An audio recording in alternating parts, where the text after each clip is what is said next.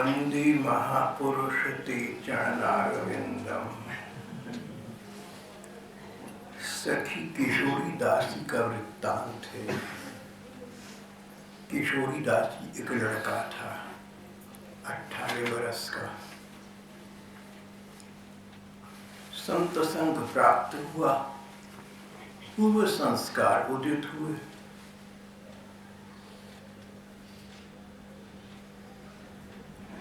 श्री राधिका जी के सामने बरसाना के मंदिर में अपनी चादर सिर पर डालकर श्री राधिका जी की अपने को सेविका समझकर नृत्य करता था।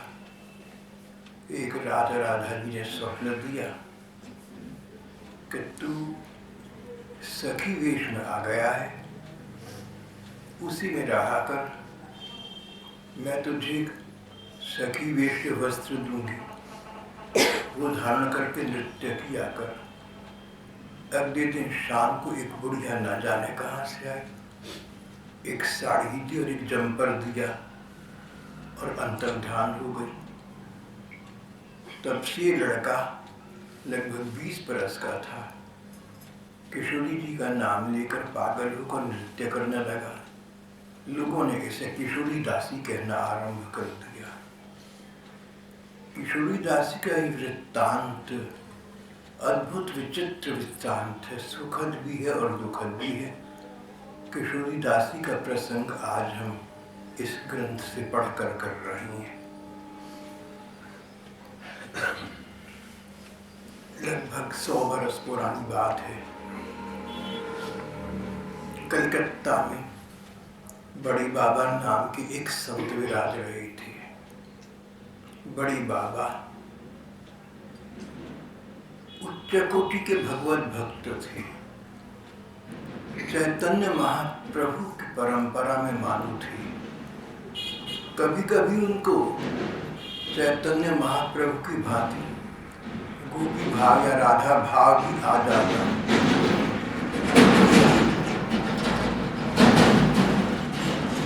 उस भाव में बाबा उस समय अपने को गोपी समझते, श्री कृष्ण को कभी पुकारते और कभी उनसे समालिंगित होते, समाकृष्ट होते, कभी उनको गले लगा देते। बड़े बाबा की आयु काफी हो चुकी थी, उनके अनेक शिष्य और श्रद्धालु हो चुके थे। बड़े बाबा, एक दिन की बात है, एक समय की बात है, बाबा का आश्रम तो जगन्नाथपुरी में था, उनका मठ था वहाँ पर, लेकिन आजकल कलकत्ता निवास कर रहे थे। बाबा संकीर्तन प्रचार के लिए कभी कहीं हुआ करते, आजकल कलकत्ता थे। एक दिन बाबा सुबह अपनी कोठरी में जाकर सिर से पैर तक चादर ओढ़कर लेट गए। सिर से पांव तक चादर ओढ़कर लेट गए, मानो संसार से उपराम हो गए। आधे घंटे के बाद उन्होंने अपने कंठ से, अपने मुंह से अस्फुट स्वर में, आधे होठों में, मानो होठों में किशोरी किशोरी ऐसा कहा। उनको सिर से पांव तक चादर तान कर ओढ़े पड़ा देखकर उनके कई भक्तगण उत्सुक या चिंतित होकर उनके पास आ बैठी थी। उन्होंने ये स्वर सुना, किशोरी किशोरी। फिर सुबह के 10:30 बजे बाबा ने चादर उतारी, उठकर बैठ गए, मानो पूर्ण स्वस्थ हों। बोले, आज मैं जगन्नाथपुरी जाऊंगा। इतने में एक शिष्य एक तार लेकर भागा चला आया। बोले, क्या बात है? किशोरी दासी को राधा रानी ने अंगीकार तो नहीं कर लिया? किशोरी दासी को राधा जी नृत्य लिया में तो नहीं ले लिया? तार पढ़ा, उसमें यही लिखा था, किशोरी दासी अब इस असार संसार को छोड़कर जो सार तत्व है श्री राधा कृष्ण के चरण, उनमें विलीन हो गई। बाबा बोले, अच्छा हुआ उसने निरपराध जीवन यापन कर राधा रानी की कृपा प्राप्त कर ली। बाबा दुखी दिल से बोले, अच्छा हुआ कि सूरदासी चला गया, उसने निरपराध जीवन यापन किया।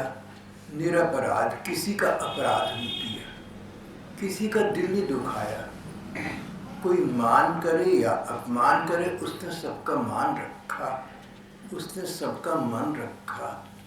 कोई बैरी हो तो उसने बैर नहीं किया, कोई बुरा हो तो उसको बुरा नहीं समझा, किसी की निंदा नहीं की।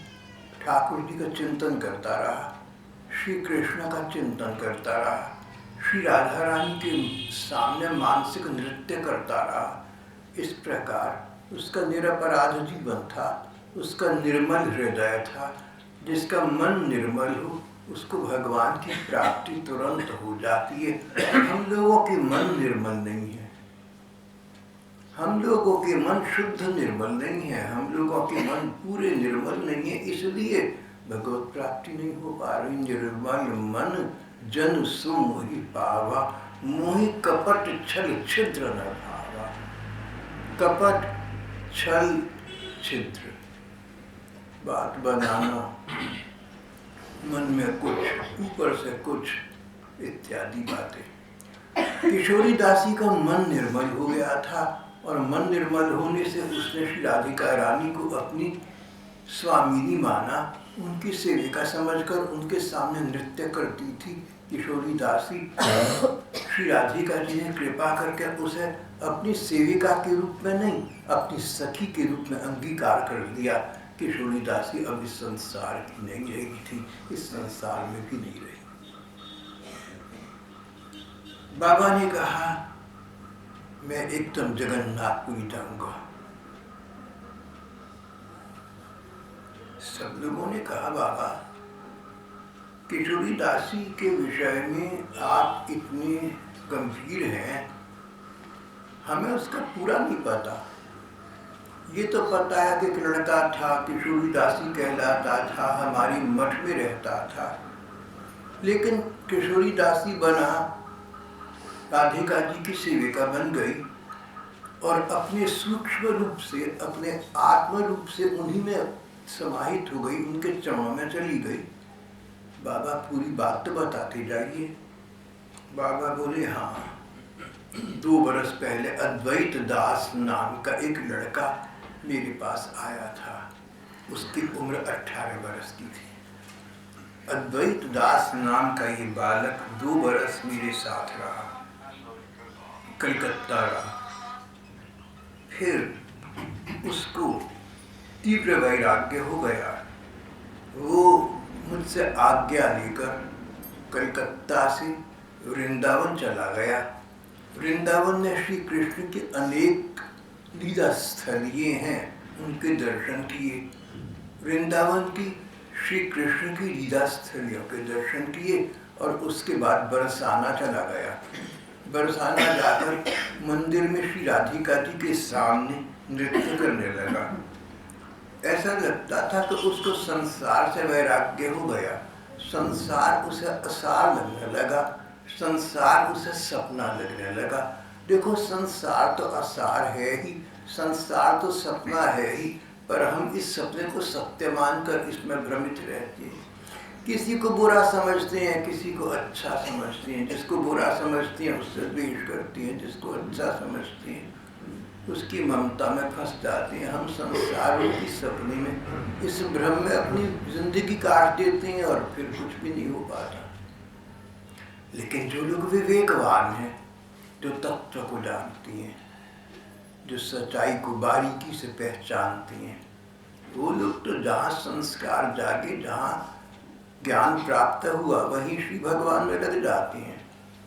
भगवान का प्रेम रूप श्री कृष्ण है। किशोरी दासी, अभी अद्वैत दास नाम का 18 बरस का बालक था। ऐसे संस्कार जागे और बड़े बाबा का ऐसा संग प्राप्त हुआ। श्री राधा कृष्ण प्राप्ति की कामना उसके मन में उद्दीप्त हो गई।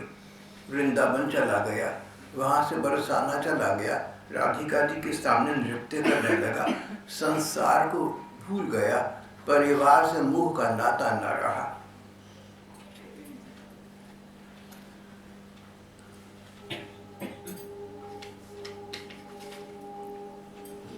अद्वैत दास नाम का ये बालक तीव्र वैराग्य धारण कर वृंदावन में रहे। तीव्र वैराग्य, पास कुछ भी नहीं रखा, जो ठाकुर की इच्छा है दे देंगे।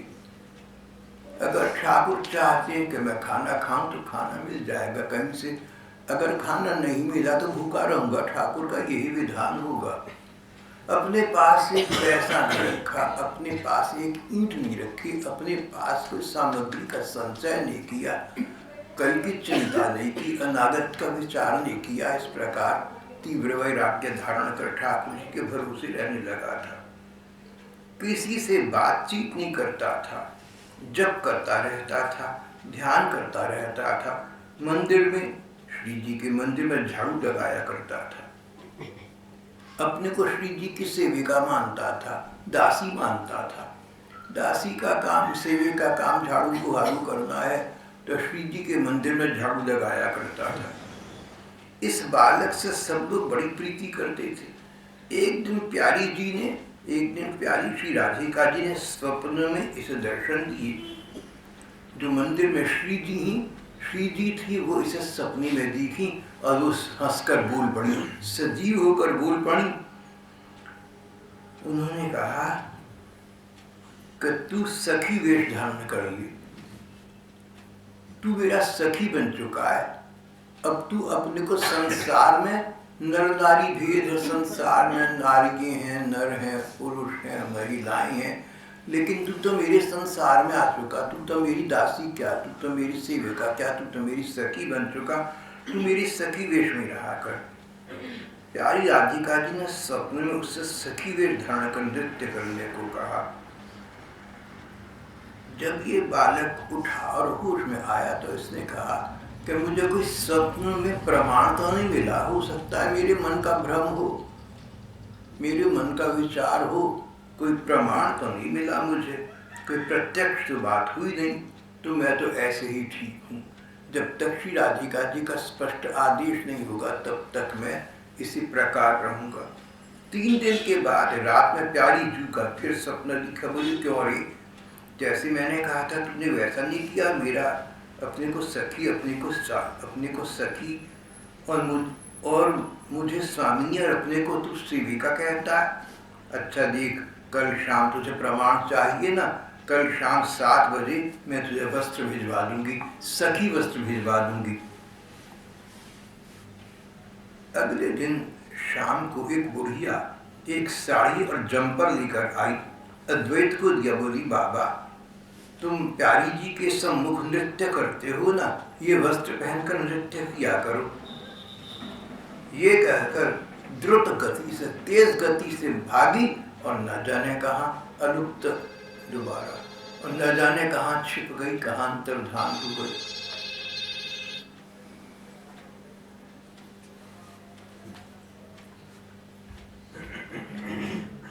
इस घटना का इस बालक पर गहरा प्रभाव पड़ा। कभी कभी कहीं कहीं किसी को लगता है कि मुझे भगवान के दर्शन हुए, राधा जी के हुए, श्री कृष्ण के हुए, भगवान के दर्शन हुए। भगवान के दर्शन कितने प्रत्यक्ष हुए, कितने वास्तविक हुए, कितनी कल्पना में हुए, इसका एक प्रमाण दर्शन का प्रभाव है। जो भगवान के वास्तविक दर्शन है उसका प्रभाव दर्शन करने वाले पर, दर्शक पर लगातार बना रहता है। प्रभाव जगत के सामने आ जाता है, नास्तिक अनिश्वरवादी सबको दिखता है। अद्वैत दास नाम का ही बालक राधिका जी के इस स्वप्न दर्शन और सत्य में उनके द्वारा वस्त्र लीला को देखकर मानो उन्मत्त हो गया, उन्मादग्रस्त हो गया, पागल हो गया। किशोरी किशोरी कहकर श्री राधिका जी को पुकारने लगा, परिणाम ये कि वहाँ के अनजान लोगों ने इसको किशोरी दासी कहना आरंभ कर दिया। अद्वैत दास न रहा, किशोरी दासी हो गया। अब हम किशोरी दासी की वार्ता कर रहे हैं। किशोरी दासी को अपने इस नए वेश से बड़ी आसक्ति हो गई। ये साड़ी जम्पर राधिका जी ने भेजा था, बुढ़िया देकर अदृश्य हो गई थी। ये तो प्रत्यक्ष कृपा हो गई, ये तो प्रमाण मिल गया मुझे। राधा जी ने मुझे वस्त्र भेजे, उन वस्त्रों को पहनकर किशोरी दासी मानो उन्मत्त हो गई। उस वेश से इतनी आसक्त हो गई कि प्रयत्न करने पर भी उस वेश को छोड़ न सकी। 1 वर्ष तक परमानंद पूर्वक व्रज में रहा, फिर जगन्नाथपुरी चला गया। जगन्नाथपुरी में बड़े बाबा के मठ में, झांझ पीटा मठ में चला गया। वहाँ ठाकुर जी की सेवा करने लगा। सब लोगों ने देखा कि किशोरी दासी का भाव अपूर्व है, ठाकुर जी के भाव में खोया रहता है। संसार की चर्चा उसे सुहाती नहीं, श्री राधा कृष्ण और गोपिकाओं की चर्चा में उसको सुख मिलता है।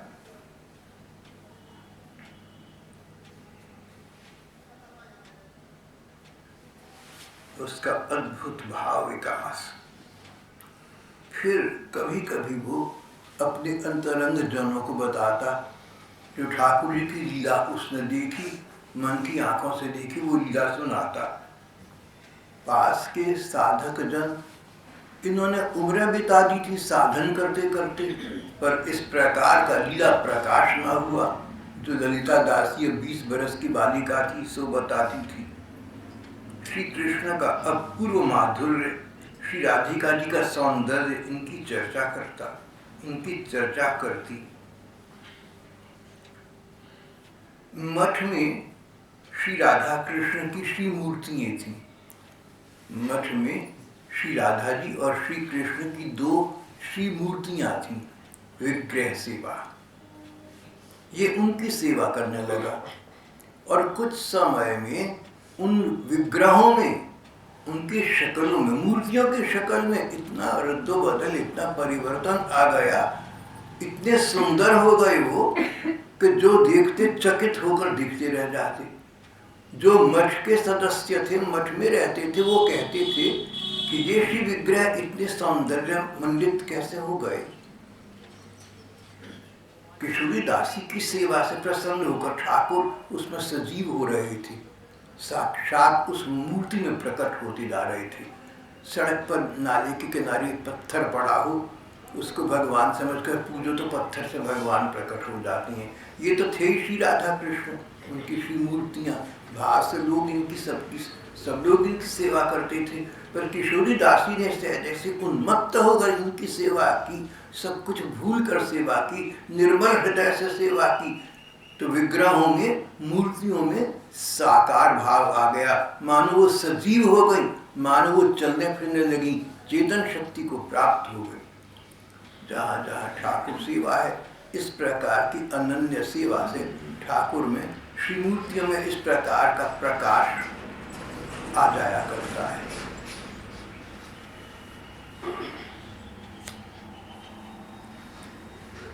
किशोरी दासी के सेवा काल में श्री विग्रह का ऐसा अपूर्व माधुर्य और ऐसा सौंदर्य विकास हो गया, लोग सोचने लगे ये वही सेवा विग्रह है या दूसरा। बड़ी बाबा कहते हैं कि जब मैंने जाकर देखा तो मुझे भ्रम हो गया कि ये मूर्तियां वो तो नहीं है, ये तो कोई नई मूर्तियां आ गई, ये तो साकार साक्षात सजीव लग रही हैं। कभी कभी तो मुझे भी भ्रम हो जाता। इस बालिका की साधना पूर्ण हो चुकी थी, इसकी साध परिपूर्ण थी, इसकी साधना परिपूर्ण हो गई। साध इच्छा, त्वरा, अदम्य कामना, इसकी साध पूरी हो गई थी, इसकी साधना पूरी हो गई।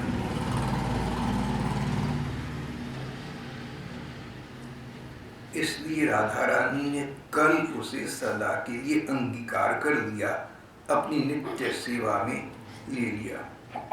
बाबा बोले उसकी ये अवस्था देखकर मुझे अवश्य परमानंद प्राप्त हुआ।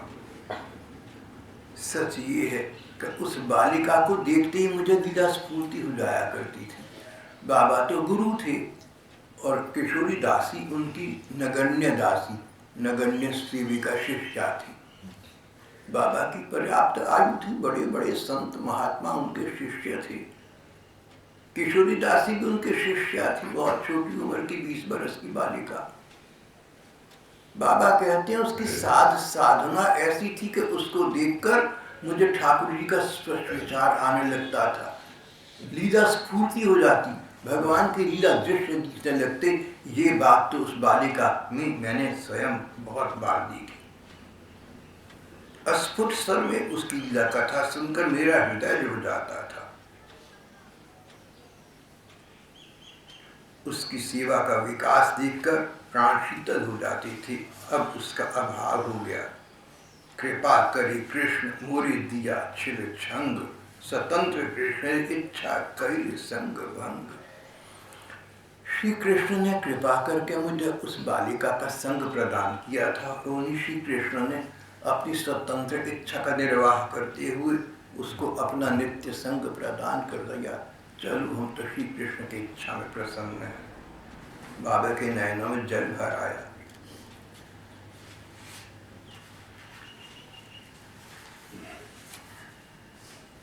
न जाने भाव विभोर अवस्था में किशोरी दासी के वेश में क्या क्या वृत्तांत सुनाने लगे। और देखते देखते अगले दिन ये लोग जगन्नाथपुरी पहुंच गए, मठ में पहुंच गए।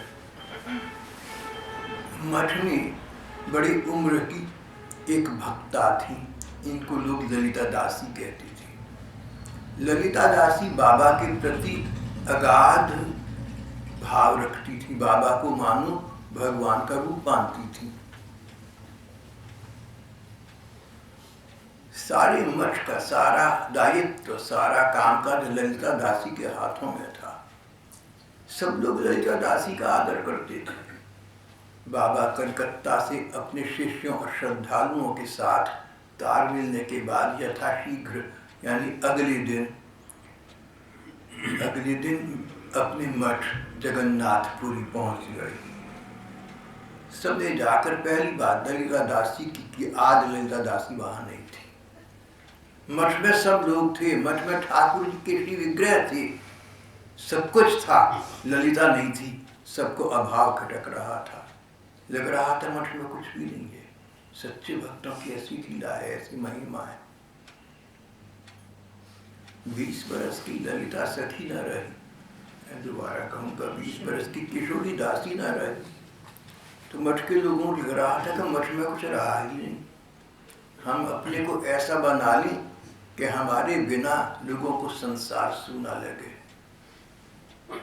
और ये नहीं कि संसार से चले जाए तो कहें चलो उम्र बहुत थी, रोगी से कष्ट मुक्त हो गए, कोई बात नहीं, चले गए। बहुतों के बारे में ये कहते सुना है। तो अपना स्वभाव, अपना भाव, ठाकुर के प्रति अपना भाव और संसार के प्रति अपना स्वभाव ऐसा होना चाहिए कि लोगों को हमारे साथ प्रीति की प्रतीति हो, प्यार महसूस